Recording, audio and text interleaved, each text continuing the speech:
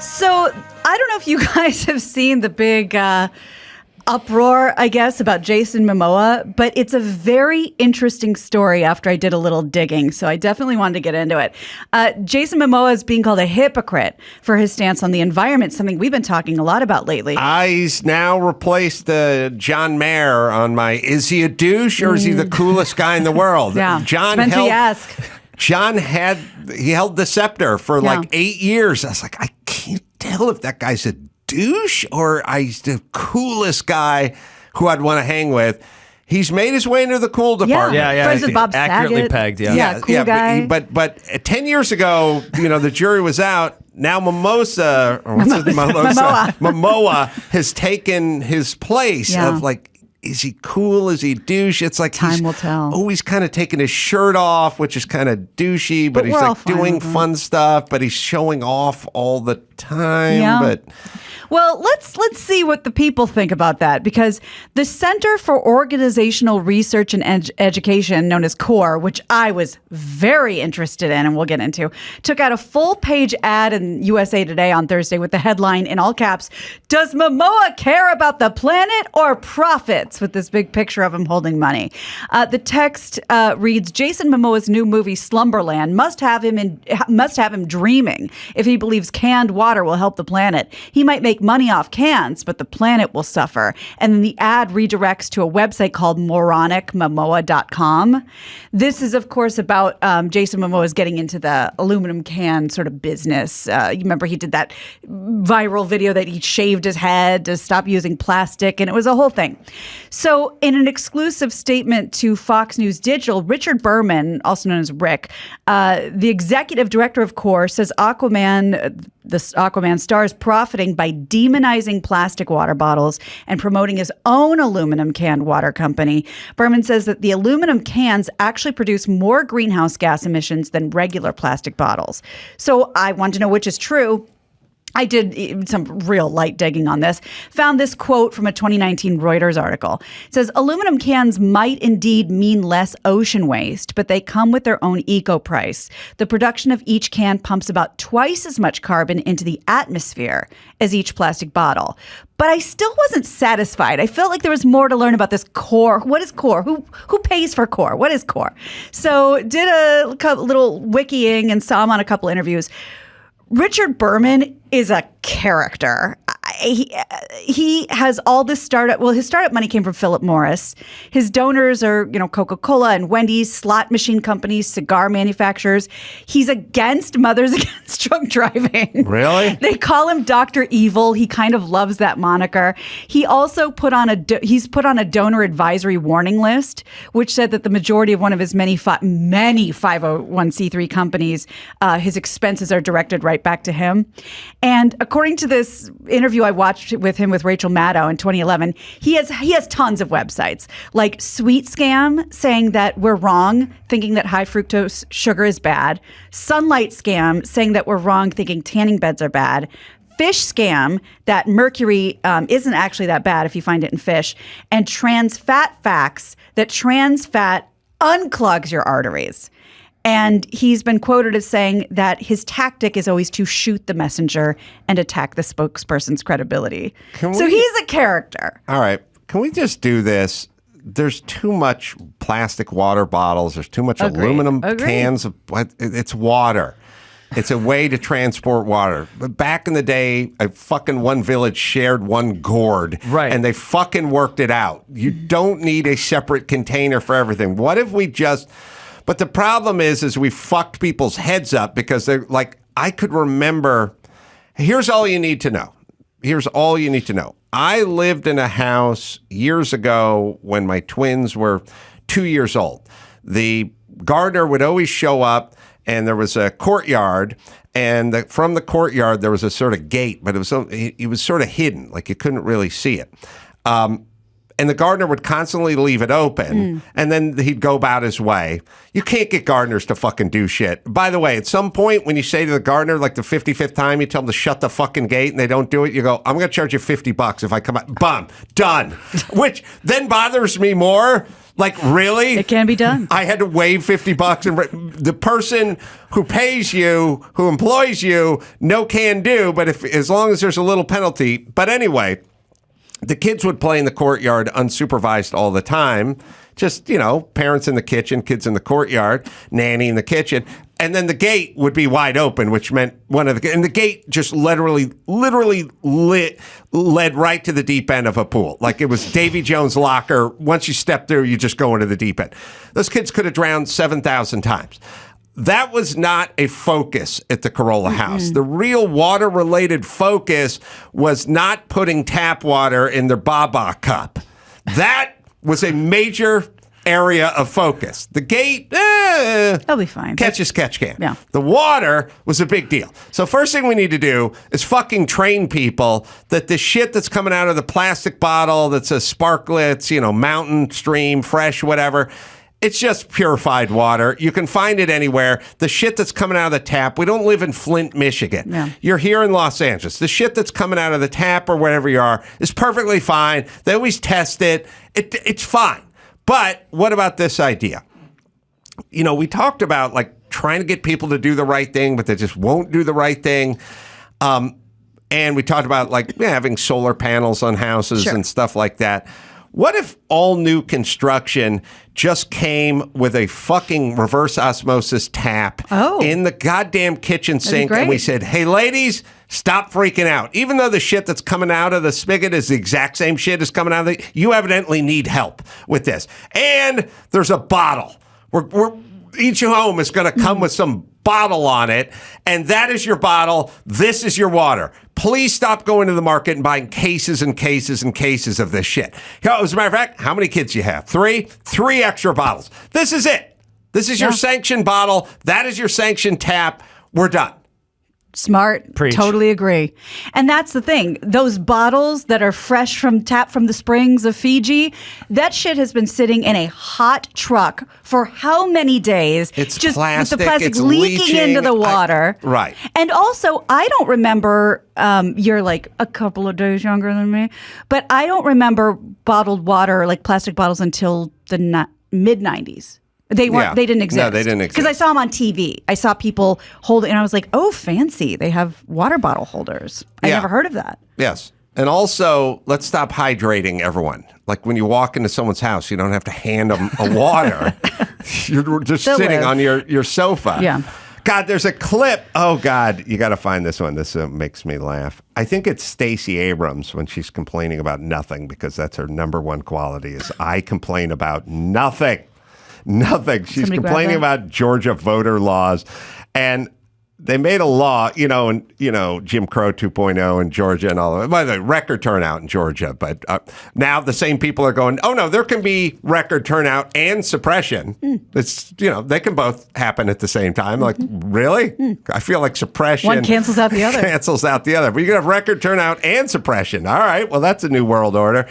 She's complaining about a cup of water being given. So, first off, I don't know what the temp in Georgia is in November, but I'm guessing it's nice enough. But we freak out over the law that you're not allowed to go up to people that are waiting in line to vote and give them food, sandwiches or water or anything within, it's like 200 feet of a voting thing, which is, all right, if you're voting, then fine. Make a rule that says people can't come up and entice you with things or talk to you about stuff or bother you in any way, which I would sign off on that. But you would, in fact, have to bring your own water. Yeah. Bring a granola bar and a water. You'll be okay. Right. Like you do everywhere. Yeah. Her thing is people are dying in those lines because they can't get a cup of water. We're doing way too much about water. It's been politicized. It's everywhere all the time. I just see cases and cases. You don't need that much water. And go get the shit from the sink. Go get the shit from the sink. You heard the man. We can argue over what plastics do versus what aluminum does versus cardboard. It's all going into a landfill. Mm-hmm. Some is better than others. But it's all manufactured, and there's an energy to manufacturing all of it. Like just to forge that aluminum and roll it out and put the logo on the side of it. Just fucking go to your sink. Well, you know who you have to talk to? All the swag bags at the talk shows. Those are public enemy number one. Well, they used to. I don't know if they still do. They give you. By the way, where's my swag bag? I did that shit 4 years ago. How dare you? I want a beach towel, a mug, a reusable container. Yeah. They'll give you the reusable one, which you should just fucking use to fill your shit up. And if you guys are going swag bag, I got a few bathrobes. Oh, he's into bathrobes now. Or he's been into bathrobes. I don't know. Which talk show gives the best swag bag? Geez, well, the best bathrobe was Dancing with the Stars, but that's that you wear that that's around. Utility, you know what I mean? So that's good. The best. Okay, I'll tell you the best because I've done them all. And you get the self-serving mug. It's got the show logo on it. That's fine. Sometimes you get the tote itself, kind of like a beach tote or something with stuff in it. Yeah, the canvas tote. That's good.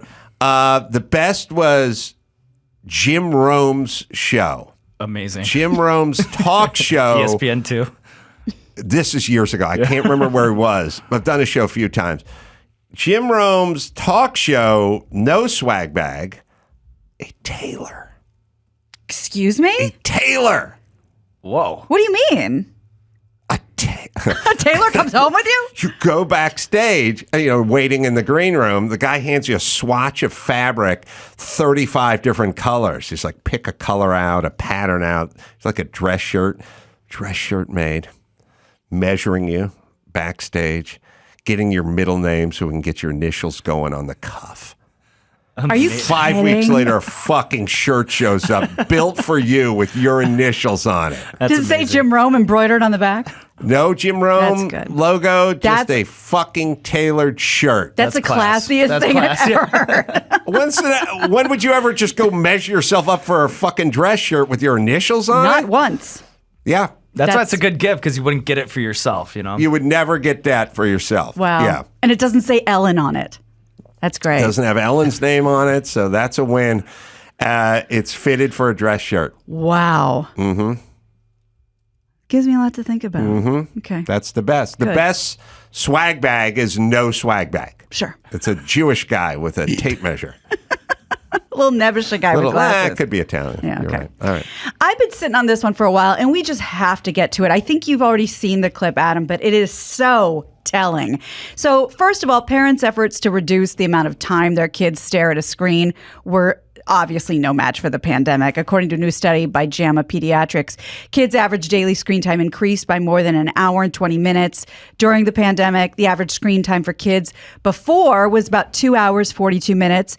During was 4 hours and 6 minutes. A lot of that was school related, but a lot of it wasn't. But it gets worse. This is what I've really been wanting to show you. This clip from 60 Minutes has been passed around on social media about the difference between, because what are kids looking at? TikTok related stuff. And we talked about it the other day.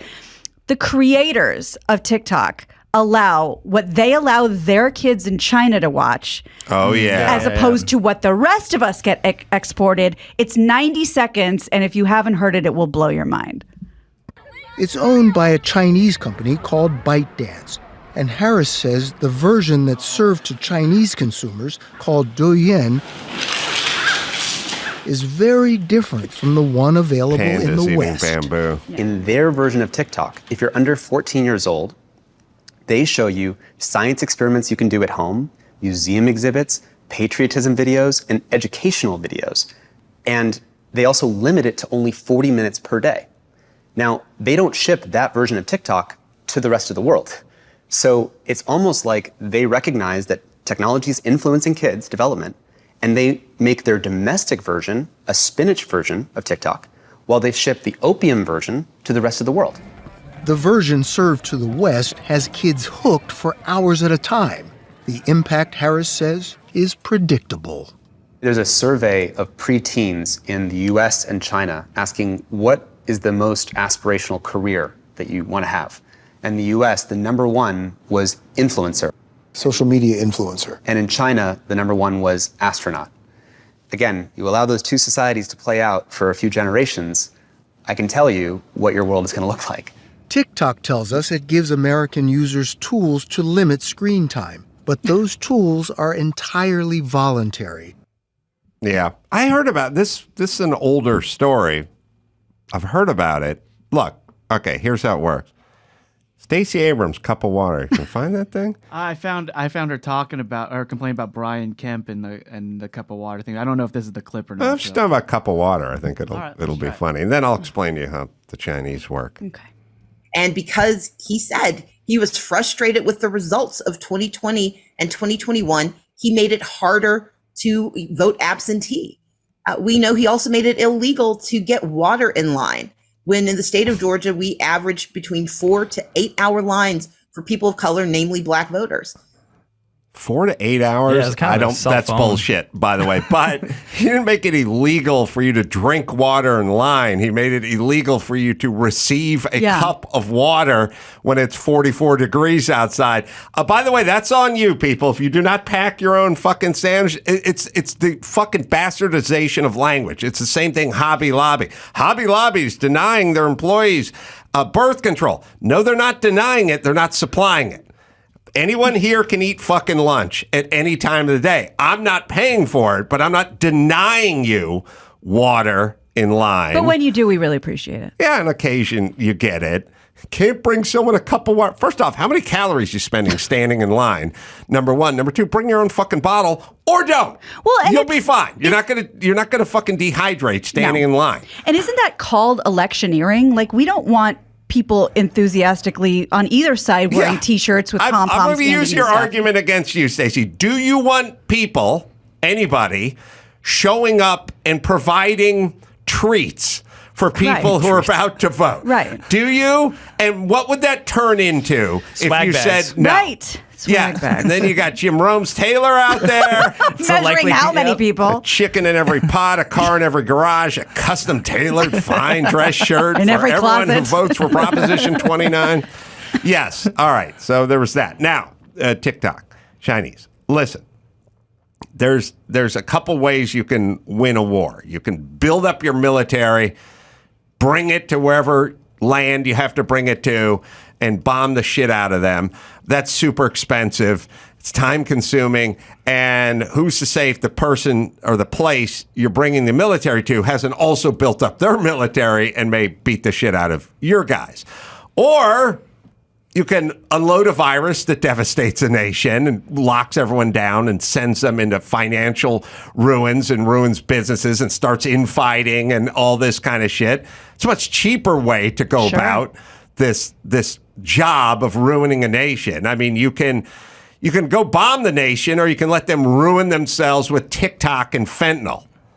Yeah. So we always talk about, like, the fentanyl, it's coming out of fucking China. It's coming in through Mexico. Why don't we bring it up? We don't bring up COVID to them. We don't bring up TikTok to them, but they're laughing their asses off because we're all young people dying of fentanyl overdoses and our brains are getting soft and fucking polluted. And of course, they're going to be much better shape than we are. You know, they're on a 100-year plan. They're not on an 8-year plan. I don't know, Chris, their 100-year plan, China, I mean, I don't know. They may be 40 years in. Goo. I'd say it's going pretty good. Yeah. If you're on a 100-year plan. If you're on a 12-year plan, not so much. You're 100.